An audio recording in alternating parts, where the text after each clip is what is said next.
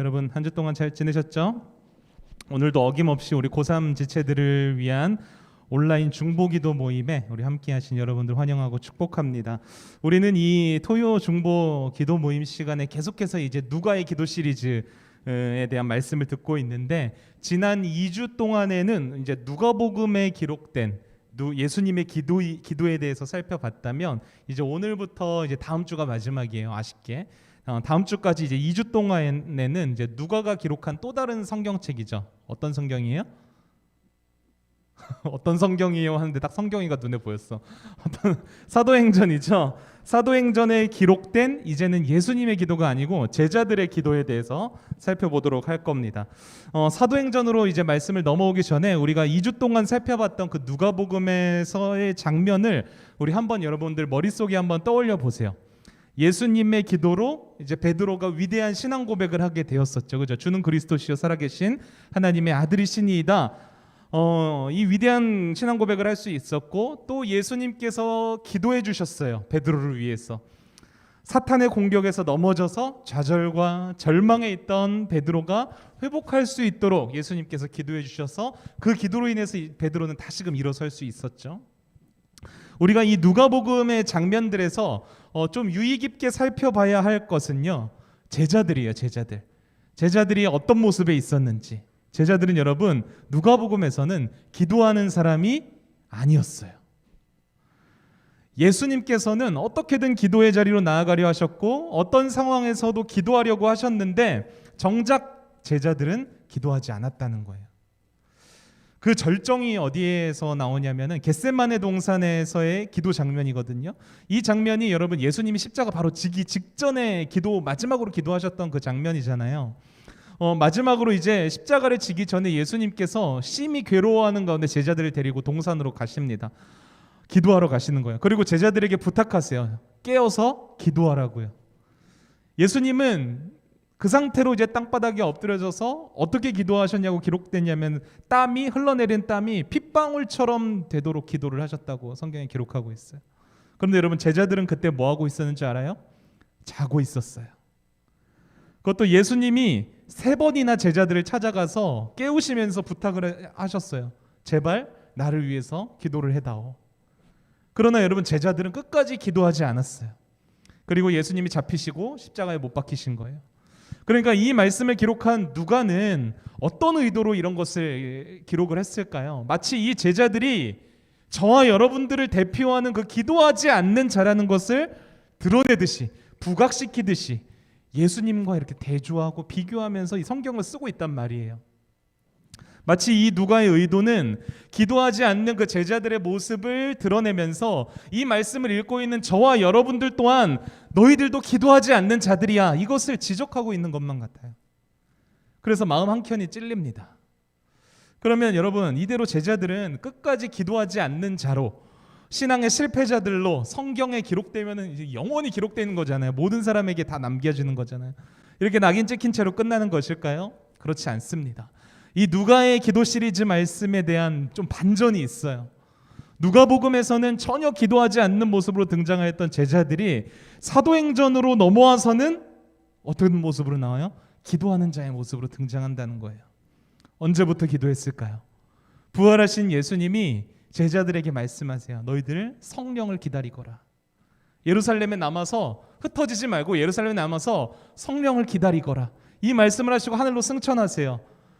그때부터 여러분 그렇게 기도하지 않았던 제자들이 모여서 기도하기 시작합니다. 마치 예수님께서 그렇듯이 제자들은 자신들이 보고 배운 그 예수님이 기도하신 그 모습 그대로 기도하는 모습으로 등장하는 거예요. 결국 그렇게 기도하는 가운데 뭘 경험해요? 오순절 성령 강림 사건을 경험하잖아요. 성령 충만해진 제자들은 또 어떻게 해요? 세상 가운데로 나아가기 시작해요. 여러분 예수님 잡히셨을 때 한번 생각해봐요. 예수님이 잡혔을 때 자기들도 예수님처럼 잡혀갈까 봐 뿔뿔이 다 흩어졌던 그 제자들이, 도망친 제자들이 이제는 그 예수 그리스도의 복음을 들고 세상 가운데로 나아가서 예수를 선포하기 시작했다라는 거예요. 그리고 그 베드로의 첫 설교를 통해서 몇 명이 회개하고 돌아와요? 3,000명이 회개하고 예수 그리스도를 믿게 되는 기적을 경험하게 되는 거예요. 여러분 이 사도행전에 기록된 수많은 이제 기적과 성령의 역사는 무엇으로부터 시작했죠? 제자들의 기도부터 시작됐어요. 기도로부터. 많은 사람들이 사도행전을 성령행전이라고 불러요. 성령의 일하심이 가득 이제 기록되어 있는 책이라서 물론 맞는 말이에요. 그런데 저는 이 사도행전을 기도행전이라고 부르고 싶어요. 여러분, 제자들의 믿음의 수많은 업적을 남기고 또 성령의 능력과 기적을 경험할 수 있었던 것은요, 기도하지 않았던 그들이 기도하기 시작하면서부터라는 것을 좀 기억했으면 좋겠어요. 마찬가지로 지금까지 우리의 모습이, 저와 여러분들의 모습이 이 누가복음의 제자들의 모습처럼 기도하지 않는 자들이었다면, 여러분 오늘 이 시간 이후부터는 사도행전의 제자들처럼 기도하는 사람이 좀 되자고요. 하나님은 여러분 기도의 자리에 엎드리는 사람을 통해서 일하십니다. 믿으십니까? 성령 충만한 것도요, 여러분 기도하는 제자들에게 임하셨다라는 거예요. 우리가 기도할 때 하나님이 일하신다는 것을 기억하시고, 여러분들 기도에 좀 힘쓰는 기참말 여러분들이 되시기를 축복합니다. 제가 서론이 좀 길었는데 오늘 이 살펴볼 말씀은 사도행전에서 기록된 수많은 기적들 중에서도 정말 구체적으로 처음과 그 다음에 과정과 결론이 어떻게 되는지 잘 기억되어 있는 그 말씀, 사건이에요. 아마 여러분들도 많이 봤을 스토리인데요. 베드로의 기도를 통해서 한 사람이 불치병을 완전히 깨끗하게 치유하게 된다라는 그런 이야기예요. 그런데 이 치유 사건보다 더 놀라운 것은 이 사건을 계기로 해서 베드로가 다시금 복음을 선포하기 시작하는데, 이 베드로가 전한 복음을 듣고 이번에는 몇 명이 예수님을 믿었는 줄 아세요? 유대 남자들만, 셀 수 있는 남자들만 5,000명이 예수님을 회개하고 예수님을 믿게 되었다라는 거예요. 어떻게 보면 여러분, 한 사람의 불치병이 나은 것보다 5,000명의 영혼이 구원받은 이 충격적이고 놀라운 사건이 바로 오늘 말씀의 내용이라는 거예요. 어떤 사건인지 본문을 한번 살펴보면, 우리가 읽었던 1절을 보면 베드로와 요한이 성전으로 올라갑니다. 성경에는 9시로 쓰여 있는데 우리 시간으로 보면 오후 3시예요. 오후 3시에. 그런데 이 시간을 기도 시간이라고 성경은 표현하고 있죠. 그러니까 구약 시대 보면은 하루에 2번 이제 하나님께 번제를 드리는 그런 시간이 있었거든요. 그러니까 그 시간을 똑같이 신약 시대에 넘어와서도 유대인들이 하나님께 성전에 올라가서 기도하는 시간으로 잡은 거예요. 그러니까 정해진 기도 시간이라는 거죠. 베드로와 요한도 그 기도 시간에 성전으로 뭐하러 왔겠어요? 당연히 기도하러 올라가고 있었겠죠. 그런데 성전으로 들어가는 문에 성경에는 날 때부터 이제 앉은뱅이라고 해요. 선천적인 장애를 가진 한 사람이 앉아서 구걸을 하고 있었어요. 혼자서는 걸을 수 없으니까 어떻게 거기에 앉아 있었겠어요? 다른 사람의 도움을 받아서 거기에 앉아 있었겠죠. 그래서 그 주변에는 이 사람을 모르는 사람이 아무도 없었어요. 늘 다른 사람들의 도움을 받아야 했기 때문에요. 그러니까 베드로와 요한이 그 성전에 들어가려고 하자 당연히 그들을 보면서 이 사람이 구걸을 했겠죠. 그런데 베드로가 이 걷지 못하는 자를 향해서 뭐라고 선포합니까? 우리 본문 6절 말씀인데 6절 말씀 같이 한번 읽어봅시다. 시작. 베드로가 이르되 은과 금은 내게 없거니와 내게 있는 이것을 내게 주노니 나사렛 예수 그리스도의 이름으로 일어나 걸으라 하고. 여러분, 하루를 살아갈 돈을 구하는 사람이었어요. 그렇죠? 날 때부터 걷지 못했으니까 하루를 살기 위해서는 구걸에서 얻는 돈이 있어야만 하루를 지낼 수 있었다는 말이에요. 하루를 살아갈 그 생명을 연장할 돈을 구하는 사람한테 지금 베드로는 예수의 이름을 주었다라는 거예요. 이 걷지 못하는 사람에게 있어서 여러분 인생의 가장 큰 가치는 무엇이었을까요? 돈이었어요. 돈. 남들처럼 걸을 수 있는 건 여러분 꿈도 꾸지 않았겠죠? 태어나면서부터 아예 걷지를 못했으니까. 그러니까 태어나면서부터 걸을 수 없다는 그 절망 속에서 어떠한 희망도 찾지 못한 채 이 사람이 할 수 있는 거라곤 그저 하루 먹을 수 있는 돈, 하루의 생명을 유지할 만한 돈만 있으면 되는 거예요. 그러니까 인생의 목적은 하루를 사는 것이었고, 그래서 성문에서 하루 종일 앉아서 구걸을 할 수밖에 없었던 거죠. 그런데 이런 사람에게 베드로는 뭘 줬어요? 자신이 최고의 가치라고 생각하는 것을 주었어요. 바로 예수 그리스도의 이름을 주었어요. 여러분, 이것보다 더 큰 선물이 어디에 있겠어요? 고난과 절망 속에 있는 사람에게 예수의 이름보다 더 좋은 선물은 여러분 존재하지 않습니다. 지금 이 구걸하고 있는 사람은 단 하루의 생명을 연장할 돈을 구했지만 베드로는 그 사람의 평생에 전 인생을 살아갈 수 있는, 아니 영원을 살아갈 수 있는 생명의 복음을, 그 예수의 이름을 지금 준 거예요. 특별히 여러분 오늘 말씀에서 베드로와 요한도 왜 기도하러 성전에 올라갔을까요? 왜 기도하러 올라갔을까요? 정해진 시간에. 여러분 왜 이 기도 시간에 앉아 계세요? 예수 그리스도의 이름이 우리의 인생의 최고의 가치라는 것을 믿고 있기 때문에 앉아 있는 거예요. 베드로와 요한도 왜 기도하러 갔겠어요? 그들의 삶의 주인이신 주님께, 그들의 삶의 최고의 가치이신 주님께 기도하러 올라가고 있었다는 거예요. 그 예수님의 존귀하신 이름으로 기도하는 제자들이었기 때문에, 그 이름을 인생의 최고의 가치로 여겼던 베드로였기에 그 하루를 살아갈 돈을 구걸하고 있는 이 사람에게도 당당하게 선포할 수 있었어요. 그 예수 그리스도의 이름을. 다시 말해서 여러분, 예수 그리스도의 이름으로 기도하는 자들에게 기도하는 자들이 가져야 할 가장 중요한 자세가 뭐냐면요, 그 예수 그리스도의 이름을 가장 귀한 가치, 이 세상 무엇과도 비교할 수 없는 가치로 여기는 마음, 이 마음이 있어야 한다라는 거예요. 기도하는 자들에게는. 여러분, 여러분들에게 있어서 가장 큰 가치는 무엇입니까? 가족이에요? 어떤 사람은 내 가족이 가장 큰 가치야라고 생각해서 가족과 행복한 시간을 보내는 걸 가장 우선순위로 여겨요. 여러분 뭐예요? 돈입니까? 아니면 뭐 좋은 대학과 좋은 직장입니까? 여러분, 예수님의 이름을 가장 큰 가치로 좀 여기세요. 예수님의 이름만이 이 죄의 억눌림 속에 있는 우리에게 새로운 생명을 줄 수 있어요. 예수님의 이름만이 소망 없고 절망뿐인 이 세상의 유일한 소망이 될 수 있다라는 거예요. 바라기는 여러분들이 이 예수님의 이름으로 살고 그 이름을 가장 인생의 큰 가치로 여기면서 그 이름으로 기도하고 그 이름으로 선포하며 살아갈 수 있는 여러분들이 되기를 바랄게요. 여러분, 예수님의 이름으로 일어나 걸으라, 이런 베드로의 선포에 무슨 일이 일어났습니까? 태어날 때부터 걷지도 못했던 그 사람이 다리에 힘이 들어가기 시작했어요.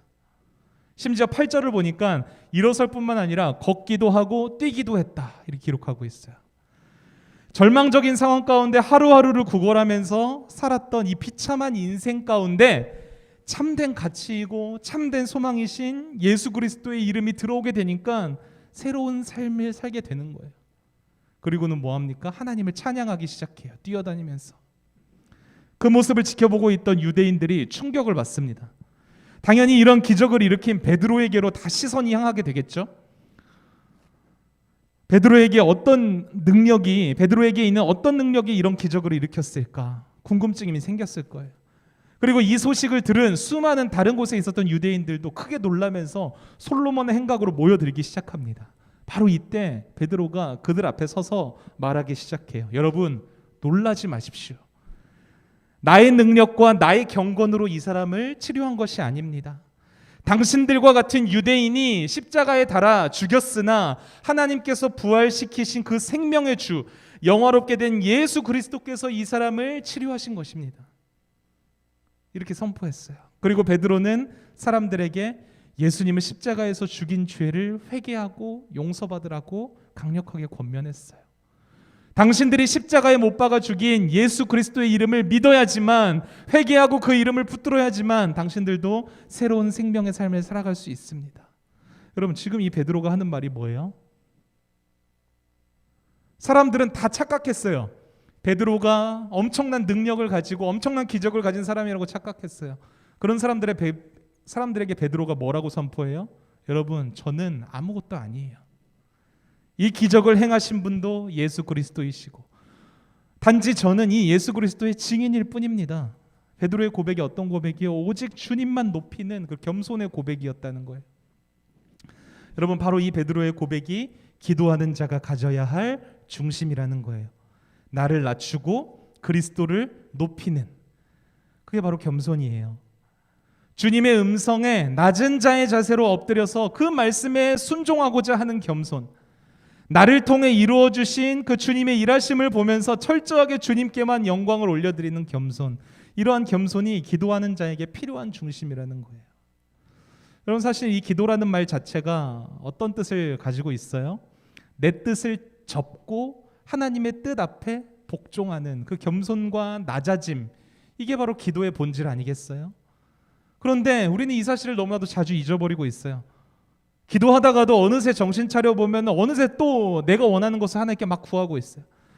내가 드러나야 하고 내가 잘 돼야만 하는 그런 기도를 하나님 앞에 올려드리고 있는 그런 나의 모습을 발견하지 않습니까? 그러나 여러분, 하나님께서는 우리의 자아를 죽이고 겸손히 예수 그리스도만을 의지하는 자의 기도 가운데 역사하신다는 것을 기억하셔야 한다는 거예요. 베드로가 이렇게 겸손의 고백으로 자신을 낮추고 예수 그리스도를 높이고 드러내니까 어떤 일이 일어났어요? 그 이후에 5천 명의 사람이 주님께로 돌아오는 역사가, 놀라운 역사가 일어났다는 거예요. 여러분, 이러한 복음의 능력과 역사는 어떻게 기도하는 자를 통해서 일어나요? 겸손하게 기도하는 자를 통해 이루어진다는 거죠. 여러분, 우리가 오늘 모인 이유가 무엇입니까? 기도하기 위함이에요. 여러분들은 어떤 마음으로 모이셨나요? 시간 되니까 오셨나요? 어떤 기도 제목과 어떤 바람을 가지고 나오셨나요? 여러분, 우리가 이 기도의 자리에서 가장 먼저 해야 할 것은요, 구하고 찾고 두드리는 게 아니에요. 그것보다 먼저 기도하는 자가 가져야 할 것은 우리 자신의 자아를 먼저 내려놓는 일이에요. 우리가 들고 나온 기도의 제목들, 어떤 간절한 바램들, 하나님 꼭 이것만큼은 해주셔야 합니다, 이런 생각들, 여러분 그것들을 먼저 내려놓으셔야 한다는 거예요. 포기하라는 말이 아니라요, 하나님의 뜻에 맡겨드려야 한다는 거예요. 그리고 그 하나님의 뜻을 겸손히 구하는 거예요. 하나님은 이미 우리의 모든 형편과 상태와 필요한 모든 것을 다 알고 계시는 분이에요. 우리의 앞길과 전 인생의 방향까지도 하나님은 다 계획하고 계시는 분이세요. 우리가 해야 할 거는 겸손하게 그 하나님 앞에 엎드리는 거예요. 그분의 뜻을 구하는 거예요. 겸손함으로 그분의 뜻 가운데 순종하는 길이에요. 하나님께서는 이렇게 겸손히 기도하는 자들을 지금도 찾아 계시고 있으세요.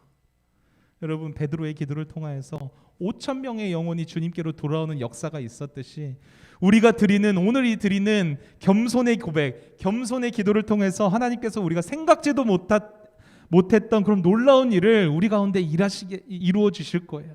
이 믿음으로 여러분, 오늘 먼저 여러분들의 자신에 있는 생각들, 기준들, 가치관들 좀 다 내려놓으시고 주님의 뜻 앞에 온전히 순종하면서 기도하는 그런 기찬 말이 되시기를 주님의 이름으로 축복합니다.